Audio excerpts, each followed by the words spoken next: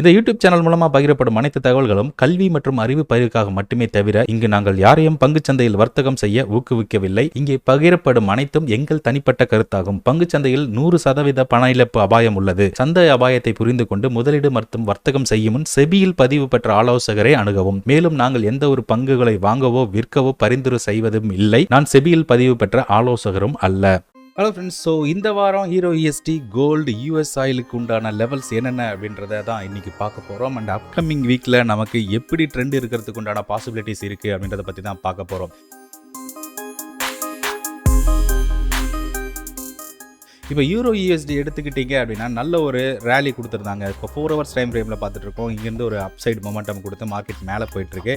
And one more thing, இந்த trend லைனில் வந்து பார்த்தீங்கன்னா நமக்கு லிக்விடிட்டி நிறைய இருக்கிறது தெரிய வருது. ஓகேங்களா? ஸோ அப்போ ப்ரைஸ் வந்து இந்த இடத்துல இருந்து சாலிடான ஒரு மூவ் கொடுத்துருக்காங்க. ஸோ இந்த ஏரியாவை நம்ம மறந்துடக்கூடாது.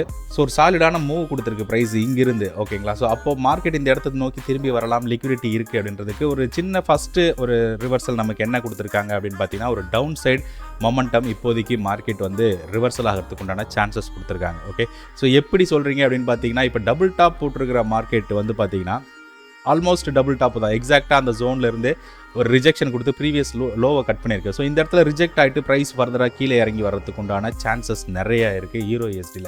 ஸோ EURUSD நமக்கு செல்லிங் ப்ரெஷரில் செல் பேட்டர்னில் இருக்கிறதுனால, ஒரு பேரிஷ் பேட்டர்னில் இருக்கிறதுனால நம்ம வந்து செல்லிங் ஆப்பர்ச்சுனிட்டி பார்க்குறது புத்திசாலித்தனம். அண்ட் ஒன் மோர் திங், இந்த இடத்துல ஒரு ஸ்ட்ராங்கான ரெசிஸ்டன்ஸ் ஜோன் இருக்கிறதுனால இது வந்து ஒரு சப்ளை ஜோன். இந்த இடங்களில் நமக்கு ப்ரைஸ் ரிஜெக்ஷன் ஆகும்போது செல்லிங் எடுத்தோம் அப்படின்னா கண்டிப்பாக நமக்கு ஒரு நல்ல ப்ராபபிலிட்டி கிடைக்கும். அதே மாதிரி எந்த இடங்களில் ப்ரைஸ் மூவ்மெண்ட் கொடுத்துருக்கானோ, ஸோ ஃபார் எக்ஸாம்பிள் இப்போ இந்த இடத்துல இருந்து ப்ரைஸ் கொஞ்சம் ரேலி கொடுத்து போயிருக்காங்க அப்படின்னா இந்த இடத்துல மறுபடியும் ஒரு ரியாக்ஷன் வர்றதுக்கு சான்சஸ் நிறைய இருக்குது. அதாவது ரிவர்சல் ஆகிறதுக்கு உண்டான சான்சஸ் நிறையா இருக்குது. ஸோ அப்போ அந்த லெவல் பிரேக் அவுட் ஆகிற வரைக்கும் நம்ம வெயிட் பண்ணலாம். ஸோ பிரேக் அவுட் ஆச்சு அப்படின்னா நமக்கு நெக்ஸ்ட் இருக்கக்கூடிய லோயர் டைம் ஃப்ரேமில் இருக்கக்கூடிய லெவல்ஸ் அப்படின்னு பார்த்தீங்கன்னா இந்த லெவல் வரைக்கும் வருவோம். இதில் ஒரு ரிவர்சல் நடக்கிறதுக்கு உண்டான சான்சஸ் இருக்குது. அண்ட் அங்கேருந்து பிரேக் அவுட் ஆச்சுன்னா நேராக இங்கே தான், அதுக்கப்புறம் இங்கேருந்து மார்க்கெட் நல்ல ஒரு பிக்கப் கொடுத்து மேலே போகும். ஓகேங்களா? ஸோ அப்போ நம்ம 4 ஹவர்ஸில் பார்த்துட்டு இருக்கோம் EURUSD. ஸோ அப்கமிங் டேஸில் வந்து பார்த்தீங்கன்னா ஒரு அப்கமிங் டேஸ்னால் வர்ற மண்டேலேருந்து பார்த்தீங்கன்னா உங்களுக்கு வந்து இந்த இடங்களில் ரிஜெக்ஷன் பாசிபிலிட்டிஸ் நிறையா இருக்குது. ஸோ ஃபர்ஸ்ட் ஆஃப் ஆல் நம்ம வந்து பார்த்திங்கன்னா இதுக்கு மேலே சஸ்டெயின் பண்ணால் தான் ஃபர்தராக மார்க்கெட் மேலே போகும்.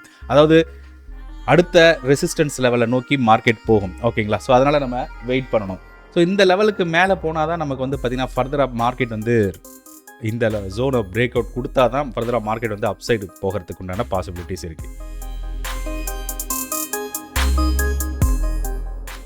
ஸோ கோல்டு எடுத்துப்போம். கோல்டு வந்து பார்த்தீங்கன்னா கம்ப்ளீட்டாக நமக்கு ஒரு சாலிடான ரெசிஸ்டன்ஸ் ஜோனில் இருக்குது. அதாவது நான் இப்போ 4 ஹவர்ஸ் சார்ட்டில் காமிக்கிறேன். ஆல்ரெடி இது ஆல் டைம் ஹை கிட்ட ட்ரேட் ஆகிட்டு இருக்கிறதுனால நமக்கு ஃபர்தராக அடுத்த லெவல் அப்படின்றது ஒன்று கிடையாது. ஸோ இப்போ இருக்கிறது தான் நமக்கு வந்து ஒரு ரெசிஸ்டன்ஸ் ஜோனாக கன்சிடர் பண்ணிக்கணும். பட் ஆனால் அது ரெசிஸ்டண்ட்டாக அப்படின்னு கேட்டிங்கன்னா கண்டிப்பாக ரெசிஸ்டன்ட் கிடையாது. ஏன்னா மார்க்கெட் அப் ட்ரெண்டில் இருக்குது, நல்ல ஒரு பிரேக் அவுட் கொடுத்து மேலே போயிருக்காங்க அப்படின்னும் போது இன்னும் ஃபர்தராக ஒரு கன்சாலிடேஷன் போயிட்டு ஃபர்தராக மேலே போகிறதுக்கு சான்சஸ் நிறையா இருக்குது. ஸோ அப்போ நம்ம கன்ஃபர்மேஷன் எப்படி பண்ணணும்? ஒரு லோயர் டைம் ஃப்ரேமில் வந்து நமக்கு ஒரு ஸ்விங்கை வந்து நம்ம ஃபஸ்ட்டு ஐடென்டிஃபை பண்ணணும். ஃபார் எக்ஸாம்பிள் 1 hour டைம் ஃப்ரேமில் போகிறோம் வைங்களேன். இப்போ நமக்கு வந்து பார்த்தீங்கன்னா ஸ்விங் எப்படி இருக்குது பாருங்கள்.